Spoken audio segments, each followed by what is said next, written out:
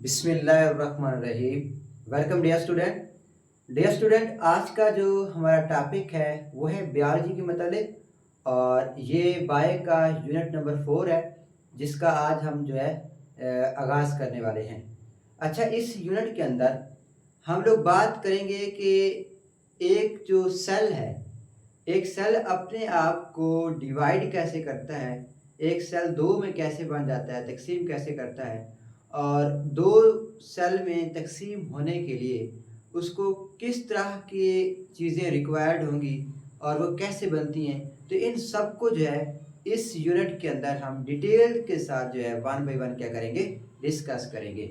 अच्छा, सबसे पहले देखें कि कहता है कि सेल साइकिल क्या है। कहता है कि जो सेल साइकिल है ये एक सीरीज ऑफ इवेंट्स है जिसमें एक सेल जो है अपने आप को डिवाइड करता है। जब ये डिवाइड करेगा तो ये टू डॉटर सेल्स के अंदर डिवाइड करता है। ठीक है, दो डॉटर सेल्स की फॉर्मेशन होगी। मिसाल के तौर पर अगर हमारे पास ये एक सेल है, लेट्स सपोज कि ये हमारे पास एक सेल है और ये सेल अपने आप को कितने में डिवाइड करेगा, दो सेल्स के अंदर। अच्छा, ये जो सेल है इस सेल को हम नाम देंगे पेरेंट सेल। ठीक हो गया, पेरेंट सेल। ये पेरेंट सेल है। अच्छा, ये पेरेंट सेल अपने आप को तकसीम करेगा दो सेल के अंदर। तो जो दो सेल बनेंगे, लेट्स सपोज कि ये जो दो सेल बन रही इन्हें हम कहेंगे, ये दोनों सेल क्या कहलाएंगे, डॉटर सेल। ठीक है, DAUGHTE और डॉटर सेल। ठीक हो गया। तो यही हमने देखना है कि किस तरह से ये जो पेरेंट सेल है अपने आप को डिवाइड कर रहा है दो डॉटर सेल्स के अंदर। तो ये प्रोसेस जो है ये किस तरह से हो रहा है, इससे हम डिटेल के साथ क्या करेंगे, डिस्कस करेंगे। तो आइए चलते हैं अपनी डिफाइन की तरफ। वो कहता है कि it is the series of events, कि ये क्या है, ये वाकयात का एक सिलसिला है। ठीक है, that take place in eukaryotic cell, जो किस में होगा, यूकैरियोटिक सेल में होगा। अब यूकैरियोटिक सेल डियर स्टूडेंट वो सेल होते हैं, हमें पता है कि जिनके अंदर जो है न्यूक्लियस मौजूद होता है। तो ऐसे तमाम सेल्स जिनमें न्यूक्लियस पाया जाए वो यूकैरियोटिक सेल्स होते हैं। तो इट्स मीन्स कि हमारे पास ये जो सेल है अगर ये यूकैरियोटिक है तो इसके पास क्या मौजूद होगा, दरमियान में सेंटर में न्यूक्लियस मौजूद होगा। तो सेल साइकिल का जो प्रोसेस है वो किस में होता है, यूकैरियोटिक सेल में होता है। फ्रॉम इट्स फॉर्मेशन, जहां से ये बनता है वहां से लेकर to its division into two daughter cell, कि ये जो पेरेंट सेल है जब तक कि दो डॉटर सेल में क्या ना हो जाए, तकसीम ना हो जाए।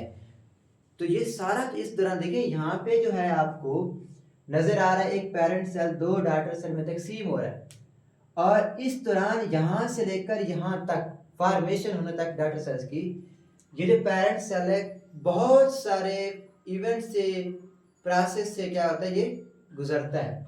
तो ये जो बहुत सारे इवेंट्स हैं या प्रोसेस हैं इन्हें हम लोग क्या नाम देते हैं, सेल साइकिल का नाम देते हैं। अच्छा, एक और चीज़ है, आप लोगों ने गौर किया होगा, डॉटर कहा जाता है बेटी को, सेल कहा जाता है सेल को। तो हमने यहाँ पर डॉटर सेल लिखा है, सन सेल नहीं लिखे। ऐसा होता है ना कि डॉटर कहा जाता है बेटी को, सन बेटे को कहते हैं। तो डॉटर सेल हमने इसलिए लिखा है कि जो नस्ल होती है, जनरेशन जो होती है वो हमेशा माँ से जो है या फीमेल जो होती है वहाँ से बढ़ती है। तो इसलिए हमने इसका नाम क्या दिया हुआ है, डॉटर सेल्स का नाम दिया हुआ है, क्योंकि यही डॉटर सेल्स होते हैं फिर मजीद अपने आप को ये क्या करेंगे, तकसीम करेंगे। अच्छा, उसके बाद इंटरफेस को जब मजीद हम बात करते हैं कि इंटरफेस क्या होता है, तो डियर स्टूडेंट ये जो इंटरफेस है, अच्छा कहता है कि जो सेल साइकिल है, सेल साइकिल को मजीद दो फेज में डिवाइड किया जाता है। एक फेज का नाम है इंटरफेस, जबकि जो दूसरा है उसका नाम है माइटोटिक फेज। यहाँ पे लिखा भी होगा, एक कौन सा होता है, ये इंटरफेज हो गया, ठीक है, और दूसरा कौन सा होता है, ये वाला माइटोटिक फेज। ये दो इसकी मेन स्टेजेस हैं। आप इसको ऐसे समझें जैसे आप पेपर्स की तैयारी करेंगे, आप एग्ज़ाम देंगे, तो आप क्या करेंगे, सबसे पहले आप जो है हाफ हाफ बुक का सिलेबस रखेंगे। जब वो मुकम्मल हो जाएगी तो फिर जो है आप क्या करेंगे, एक एक यूनिट का जो है टेस्ट देंगे, जब वो स्कीम या स्केजूल आपका मुकम्मल हो जाएगा फिर हाफ हाफ बुक का और फिर एंड में मुकम्मल किताब का क्या देंगे, आप टेस्ट देते हैं। तो इसी तरह जो ये एक सेल है जो आपको नज़र आ रहा है 1 से 2 में बना हुआ है, तो ये सेल अपने आप को बाकायदा बहुत सारे इवेंट से वाक़यात से गुजारता है। तो इसकी जो बेसिकली तो 2 फेजेज़ हैं। कितनी फेजेज़ हैं? 2। कौन सी फेज़ है? एक का नाम है इंटरफेस और दूसरे का नाम क्या है? Mitotic phase. अब आ जाएँ पहली जो स्टेज है इंटरफेस, उसके बारे में बात करते हैं। देखें जो सेल है, सेल अक्सर ये एमसीक्यूज भी आती है कि सेल का जो लॉन्गेस्ट फेज जो है, सबसे बड़ा फेज कौन सा है, तो ये याद रखिएगा जो सेल है उस सेल का जो लॉन्गेस्ट फेज है, जो सबसे बड़ा फेज है, वो कौन होता है? इंटरफेज होता है। ठीक है, it is the longest phase of a cell cycle. और ये इतना बड़ा फेज है कि इसके अंदर जो सेल है वो तकरीबन अपना 90% जो टाइम है, 100 में से 90% टाइम जो है वो अपना इसी इंटरफेस के अंदर गुजारता है। ये इतना बड़ा फेज है। अच्छा, उसके बाद कहता है कि cell performs all its functions for the next cell division, कि जो सेल जो है वो अपने इस, क्योंकि यहाँ पे 90% अपना टाइम गुजार रहा है, तो इसके अंदर जो सेल है वो तकरीबन अपना जो है ज़्यादातर जितनी भी उसकी जो परफॉर्मेंस एक्टिविटीज़ होती हैं किस लिए, नेक्स्ट डिवीजन के लिए, नई डिवीजन के लिए, वो सारी की सारी इसी इंटरफेस के अंदर क्या करता है? तैयार करता है। This phase is further divided into 3 phase. फिर ये जो फेज है डियर स्टूडेंट, इस फेज को मजीद जो है आगे 3 फेजेस के अंदर डिवाइड किया गया। इंटरफेज जैसे कि मैंने कहा कि जैसे हमारे स्कूल के अंदर बाकायदा किताबों का एक या पेपर्स की एक स्कीम होती है, पेयरिंग स्कीम होती है, या शेड्यूल टेस्ट होते हैं हमारे हाफ हाफ बुक का, तो आप ऐसे समझें कि ये जो इंटरफेज है ये बड़ा फेज है, इसको आगे मजीद क्या किया गया? डिवाइड किया गया। तो डिवाइड किस में किया गया? एक जो है वो है G1 फेज, दूसरा G2 फेज और तीसरा कौन सा है? S phase. ये 3 जो है ये मेन फेज होते हैं इस इंटरफेज के। एक और फेज भी है जो ये वाला G0 फेज, लेकिन हम लोग जो है इसको इंटरफेज में शामिल नहीं करते। जब मैं यहाँ पर आपको बताऊंगा तो वहाँ पर हमें समझ लगेगी कि हम लोगों ने G0 फेज को इंटरफेस के अंदर क्यों नहीं कंसिडर किया, इसकी वजह क्या है। जब इसको डिटेल के साथ बात करेंगे तो हमें समझ लग जाएगी। तो बहरहाल G1 फेज, G2 फेज और S फेज ये मजीद फेजेस हैं किसके? इंटरफेसेस की। और बजाते खुद जो इंटरफेज है वो क्या है? एक सबसे बड़ा लेंथी फेज है जिसके अंदर जो एक सेल है वो अपना 90% जो है टाइम को कंज्यूम करता है, स्पेंड करता है। उसके बाद आ जाए G1 फेज के अंदर। अच्छा, G1 फेज के अंदर चंद एक चीजें हैं जिसे आप लोगों ने मेमोराइज करनी है। ठीक है, मुश्किल नहीं है, 2 3 4 चीजें हैं जो आप मेमोराइज कर लेंगे तो आपके लिए आसानी रह जाएगी। तो जब आप आगे माइटोसिस और मियोसिस कर रहे होंगे तो उस दौरान जो है आपको समझने में मुश्किल नहीं रहेगी। देखिए कहता है कि G1 फेज के अंदर it start from the end of mitosis phase, कि ये जो फेज है ये एमसीक्यूज के लिए याद रखिएगा कि G1 फेज जो है ये हमेशा माइटोसिस फेज जहां से एंड होता है वहां से जो आगे वाला जो शुरू होने वाला जो फेज है उसका नाम क्या है? G1 phase. अच्छा, अब इस G1 फेज के अंदर जो है and also called growth phase, और इस फेज को हम लोग ग्रोथ फेज का नाम भी देते हैं। आपसे पूछा जाए कि which phase is called growth phase, तो आपको ऑप्शन देगा G1 phase, S phase, G2 phase, तो कौन सा ऑप्शन ठीक होगा? G1 phase.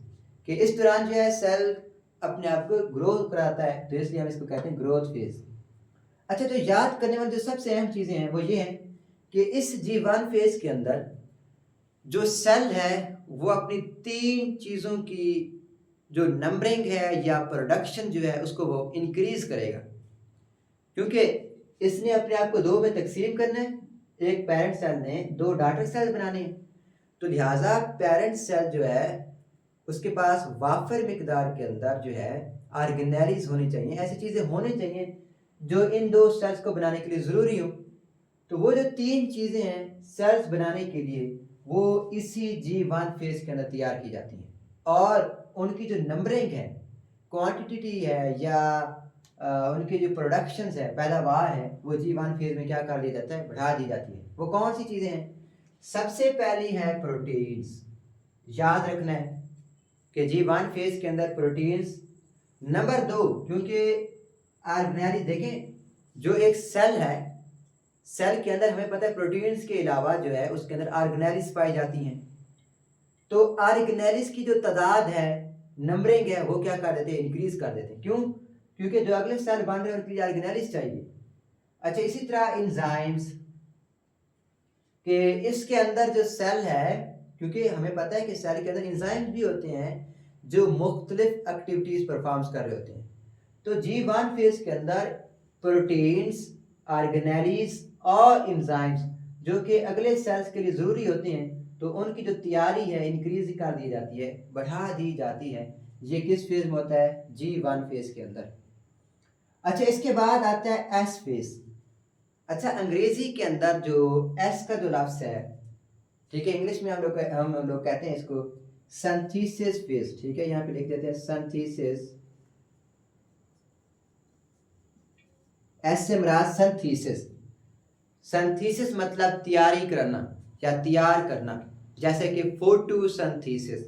फोटो मतलब लाइट, यानी कि सूरज की रोशनी से पौधे फोटोसिंथेसिस, सिंथेसिस मतलब तैयार करना, अपनी खुराक तैयार करते हैं। तो सिंथेसिस मतलब तैयारी करना। तो यहाँ पर क्या लिखा है? एस फेज, मतलब कि ये एक ऐसा फेज होगा जिसके अंदर जो सेल है वो किसी ना किसी चीज को क्या करता होगा, सिंथेसाइज करता होगा, तैयार करता होगा। देखते हैं क्या तैयार करता है। इसके अंदर एक ही चीज तैयार होती है ज्यादातर, वो कौन सी है? सेल कंटेन्स इट्स ग्रोथ, ठीक है, continue its growth and produced protein necessary for the cell division. ये याद रखिएगा कि इस फेज के अंदर जो सेल्स है वो अपनी ग्रोथ, ठीक है, ग्रोथ को कंटिन्यू रखता है, जारी रखता है, और प्रोटीन की जो पैदावार है, प्रोटीन्स की पैदावार, उसको भी, सॉरी ये हमने G2 फेज के बारे में बता रहे हैं। एस फेज के अंदर एक्चुअली क्या होता है कि एस फेज के अंदर, अच्छा, एस फेज के अंदर क्या होता है कि एस फेज के अंदर इसे हम कहते हैं सिंथेसिस फेज। तो इस फेज के अंदर जो सेल होता है, ये डीएनए है, ठीक है, DNA of each chromosome duplicated, कि हर क्रोमोसोम्स के जो डीएनए होते हैं उनको क्या किया जाता है, डुप्लीकेट किया जाता है, उनकी तादाद को क्या किया जाता है, बढ़ा दिया जाता है। ठीक है, और कहता है कि from the two end form two sister chromatids, और इस तरह से ये क्या करता है, दो सिस्टर क्रोमेटिड्स को क्या करता है, बनाता है। अब देखें हमारे पास पहला क्या होगा कि हमारे पास एक क्रोमोसोम्स होगा, ये लेट्स सपोज कि ये हमारे पास एक क्रोमोसोम्स है, ये क्या है, क्रोमोसोम्स, अकेला है तो क्रोमोसोम्स, ठीक है, क्रोमोसोम्स। अब ये क्या करेगा, एक और क्रोमोसोम्स की कॉपी तैयार करेगा, डुप्लीकेशन तैयार करेगा। डुप्लीकेशन कहा जाता है कॉपियां तैयार करेगा, ठीक है, डुप्लीकेटेड, डुप्लीकेटेड मीन्स कॉपीज। किसकी कॉपीज? जो पहले से मौजूद एक क्रोमोसोम्स है, उस पहले से मौजूद क्रोमोसोम्स की जो है डुप्लीकेशन करके कॉपी तैयार की जाएगी, और इससे हम लोग क्या कहते हैं, किस फेज में होगा ये, एस फेज के अंदर होगा। तो ये याद रखिएगा। अच्छा, जब ये क्रोमोसोम दो बन जाएंगे, एक है तो क्रोमोसोम्स, लेकिन जब ये दो बन जाएंगे, ठीक है, ये दोनों, तो आप ये दोनों क्रोमोसोम कहलाते हैं क्रोमेटिड्स। क्या कहलाएंगे? क्रोमेटिड्स। लेकिन कौन से क्रोमेटिड्स है ये? Sister chromatids. ठीक है, ये देखें, they forms are sister chromatids. अकेला है तो क्रोमोसोम्स, जब इसकी कॉपी तैयार हो जाएगी, जैसे ये अकेला था तो क्रोमोसोम था, लेकिन जैसे इसकी कॉपी तैयार हुई तो फिर हमने इसका क्या नाम दे दिया, सिस्टर क्रोमेटिड्स। तो याद रखिएगा कि एस फेज के अंदर हमेशा जो क्रोमोसोम्स हैं उनकी तादाद या उनकी कॉपी की जाती है। ये बात याद रखना कि एस फेज के अंदर क्रोमोसोम की क्या तैयार की जाती है, कॉपियां तैयार की जाती हैं। अच्छा, उसके बाद है G2 फेज। अगर हम G2 फेज की बात करें तो सेल कंटेन्स इट्स ग्रोथ, कि इसके अंदर जो सेल है वो कंटिन्यू रखता है, जारी रखता है अपनी ग्रोथ को, और प्रोटीन को जो है बनाना जारी रखता है इस फेज के अंदर, जो कि ज़रूरी होते हैं किसमें, सेल डिविजन के अंदर। अच्छा, इस फेज के अंदर जो है, जो G2 फेज है, इसमें जो सेल जो है वो डीएनए की जो डैमेज हो चुका डीएनए होता है, जब ये क्रोमोसोम बन रहा है तो मुमकिन है कि क्रोमोसोम की डुप्लीकेशन के दौरान क्या डीएनए क्या हो चुका हो, डैमेज हो चुका हो। तो डुप्लीकेशन के दौरान जो है डैमेज हो चुके डीएनए को रिपेयर करना, क्या करना, रिपेयर मतलब उस खराब हो चुके डीएनए के हिस्से को, डैमेज डीएनए के हिस्से को चेक करना, अगर खराब है तो उसको रिपेयर करना, उसकी मरम्मत करना। ये किस फेज में होता है, G2 फेज के अंदर। अच्छा, इसके अलावा जो है ये कहता है कि सेल जो है इसमें कहते हैं it also recognize its contents in preparation for mitosis, कि इसके अंदर जो है जो सेल है वो तमाम तरह के जो कंटेंट्स कंटेंट्स कहते हैं वो मवाद, ये जो सारा किस्म का प्रोटीन ऑर्गेनेल्स सब कुछ बन रही है, तो इन सब ऑर्गेनेल्स की जो ऑर्गेनेल्स प्रोटीन एंजाइम सब कुछ जो है इनको एक दफ़ा दोबारा से चेक किया जाता है, आया कि ये इस काबिल है कि आगे जो है सेल नए बन सके। तो ये भी किस में होता है, इसी G1 फेज में। अच्छा, आपने देखा है कि G1 फेज में प्रोटीन की तैयारी हो रही है, और इसी तरह जो G2 फेज है उसमें भी प्रोटीन की क्या हो रही है, तैयारी हो रही है। तो याद रखिएगा जो G2 फेज की जो प्रोटीन्स है ये वो प्रोटीन्स है जो स्पिंडल फाइबर्स के अंदर पाई जाती है। आपको अगर याद हो तो हमने जो प्रीवियस लेक्चर था उसमें इस तरह से एक डायग्राम बनाई थी, और इस डायग्राम के अंदर हमने देखा था कि ये सेंट्रियोल्स थे, ये वाले, और इन सेंट्रियोल से जो था छोटे छोटे धागे बने थे ऐसे, अगर याद हो धागे निकले थे, ठीक है। और इन धागों को क्या नाम दिया गया था, याद है किसी को, थ्रेड लाइक स्ट्रक्चर्स। ये जो मैं आपके सामने नीली नीली डायग्राम बना रहा हूँ, ठीक है, ये वाले, इन्हें हम कहते हैं स्पिंडल फाइबर्स। क्या कहा जाता है, स्पिंडल फाइबर्स। तो डियर स्टूडेंट, ये जो स्पिंडल फाइबर्स हैं, ये धागे, तो ये एक्चुअली प्रोटीन्स के बने होते हैं, और ये स्पिंडल फाइबर्स के अंदर जो प्रोटीन मौजूद होती है तो वो कौन किस फेज में तैयार की जाती है, G2 फेज के अंदर तैयार की जाती है। अच्छा, इसके बाद एंड पर है हमारे पास G0 फेज। अच्छा, जो G0 फेज है ये फेज सब सेल के पास नहीं होता, कुछ सेल ऐसे हैं जिनके पास है और कुछ के पास बिल्कुल भी नहीं होता, और कुछ के पास जो ये आर्जी तौर पर होता है। तो G0 फेज एक ऐसा फेज है जिसके अंदर जो सेल है वो रेस्ट करता है, आराम करता है। यानी कि हमने जो प्रीवियस स्टेजेस की बात की है, G1 phase, S phase, G2 phase, उनके अंदर कोई ना कोई चीज़ तैयार हो रही है। जैसे कि G1 फेज था तो इसके अंदर जो है सेल जो है वो प्रोटीन की तैयारी करवा रहा था, ऑर्गेनेल्स की तादाद को बढ़ा रहा था, एंजाइम की तादाद को बढ़ा रहा था। एस फेज के अंदर क्रोमोसोम्स की कापियाँ तैयार की जा रही थी। G2 फेज के अंदर जो है फिर से जो है जो डीएनए खराब हो चुके हैं उनको चेक किया जाता है, फिर उसको रिपेयर किया जा रहा है, और इसके दौरान जो है प्रोटीन की तैयारी की जा रही है जो कि स्पिंडल फाइबर बनाने में शामिल है। तो कोई ना कोई चीज़ जो है तैयार की जा रही है हर एक फेज के अंदर। लेकिन जो G0 फेज है ये एक ऐसा फेज है जिसके अंदर किसी भी किस्म की कोई तैयारी नहीं होती, बल्कि इस फेज के अंदर जो है सेल क्या करता है, मुकम्मल तौर पर या जुज़वी तौर पर क्या करता है, अपने आप को स्टॉप कर देता है, वर्किंग, काम करना छोड़ देता है और डिवाइडिंग करना छोड़ देता है, और जो वर्किंग यानी कि उसके काम मतलब जो फंक्शंस होता है, फंक्शन वो ज़रूर करता है लेकिन अपने आप को डिवाइड करना छोड़ देता है, स्टॉप कर देता है। तो इसलिए हम इसको जो है रेस्ट फेज भी कहते हैं। तो किस फेज को, G0 फेज को रेस्ट फेज भी कहा जाता है। अब तीन तरह के सेल्स की मिसाल देता है, कहता है कि हमारे पास जो न्यूरॉन्स थे, हमने ये प्रीवियस लेक्चर्स के अंदर पढ़ा भी था न्यूरॉन्स, कि अगर आपको याद नहीं है वो डायग्राम तो कुछ इस तरह से याद करें, डायग्राम्स थी हमारे पास, अगर याद करें कुछ ऐसी डायग्राम्स थी न्यूरॉन्स की,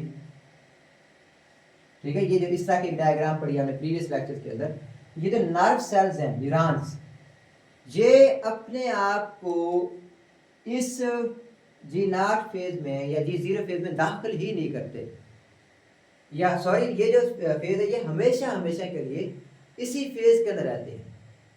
देखिए कुछ बच्चे ऐसे होते हैं जब ब्रेक होती है तो वो पढ़ते रहते हैं, वो ब्रेक नहीं करते। कुछ बच्चे ऐसे भी होते हैं और कुछ ऐसे होते हैं जो 20 मिनट की अगर ब्रेक है तो वो 20 मिनट की ब्रेक में जो है वो 10 मिनट ब्रेक करते हैं और 10 मिनट फिर वापस आ जाते हैं, पढ़ना शुरू कर देते हैं। और जबकि कुछ बच्चे ऐसे होते हैं जो 20 मिनट की जो ब्रेक है उसको इस्तेमाल करते हैं, वो मुकम्मल तौर पर उसमें रेस्ट करते हैं, आराम करते हैं, पढ़ते नहीं हैं। तो आप इसी तरह जो सेल हैं, आप सेल को भी ऐसे ही समझें कि सेल जो है, कुछ सेल ऐसे हैं जो मुकम्मल तौर पर स्टॉप हो जाते हैं, ठीक है, वो यानी कि वो जी जीरो फेज में दाखिल हो जाते हैं मुकम्मल तौर पर, उसके बाद वो किसी भी किस्म की कोई डिवीजन नहीं करते।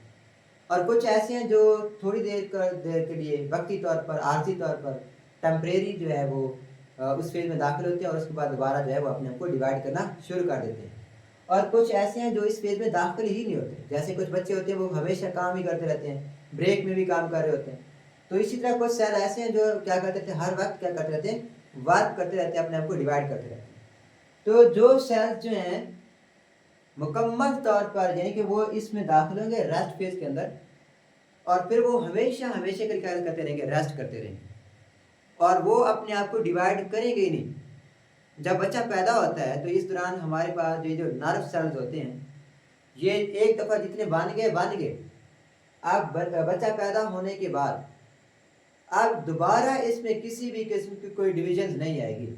तो ये जो न्यूरॉन जो हैं ये इनडेफिनेट पीरियड तक यानी कि गैर महीना मुद्दत तक ये इसी जी नॉट फेज के रेस्ट करते रहते हैं, ये अपने आप को डिवाइड ही नहीं करते। यही वजह है कि जब हमें ये जो नर्वस सिस्टम वाली न्यूरॉन्स वाली जब ये डैमेज हो जाती हैं तो इनकी जो रिपेयरिंग है, मरम्मत है, वो बहुत मुश्किल होती है। क्यों? क्योंकि ये सेल अपने आप को डिवाइड ही नहीं कर रहे, और डिवाइड करके नए सेल ही नहीं बना रहे। जब ये नए सेल ही नहीं बनाएंगे तो इससे जो है किस तरह से फिर मुमकिन है कि उसकी रिकवरी हो। तो इसलिए जो न्यूरॉन्स होते हैं ये हमेशा हमेशा के लिए क्या करते हैं, रेस्ट करते हैं, और ये जी नॉट फेज के अंदर दाखिल हो जाते हैं। और लेकिन कुछ सेल ऐसे भी हैं जो कुछ देर के लिए टेम्परेरी कहते हैं, आर्जी तौर पर तो इस फेज में दाखिल होंगे, लेकिन उसके बाद दोबारा जो है वो अपने काम पर लग जाएंगे, सेल की जो डिवीजन है उसमें शामिल हो जाएंगे। वो कौन से? वो दो सेल हैं, किडनी के सेल्स और आपके जो लिवर सेल्स हैं, जिगर के सेल्स। लिवर्स और किडनी के सेल्स, ये दो ऐसे सेल्स हैं जो कुछ देर के लिए तो रेस्ट करेंगे, जी जीरो फेज में दाखिल होंगे, ठीक है, और फिर जो है अपने आप को डिवाइड करना शुरू कर देंगे। अच्छा, इसी तरह हमारे पास जो तीसरा जो सेल है वो है एपिथेलियल सेल्स। ये एक किस्म का, इसको ऐसे समझे कि ये एक मेहनती सेल्स है, मेहनती सेल्स है, हर वक्त काम पर लगा रहेगा। तो एपिथेलियल सेल्स ये ऐसे सेल्स हैं जो कभी भी रेस्ट करते ही नहीं, वो इस फेज में दाखिल होते ही नहीं है। तो एक दूसरे लफ्ज में कहा जाए तो एपिथेलियल सेल्स वो सेल्स हैं जिनके पास जो जी जीरो फेज है ये उनके पास होता ही नहीं, यानी कि जैसे कुछ स्कूल ऐसे हैं जिनके अंदर ब्रेक ही नहीं होती, तो आप ये समझें कि जी जीरो फेज जो है एपिथेलियल सेल्स उसमें दाखिल ही नहीं होते। तो इस तरह का जो फेज है इसे हम कहते हैं जी जीरो फेज। ठीक हो गया। अब ये ओवरऑल हमारा लेक्चर्स था। अगर किसी भी किस्म का कोई सवाल है तो आप कमेंट सेक्शन के अंदर पूछ सकते हैं।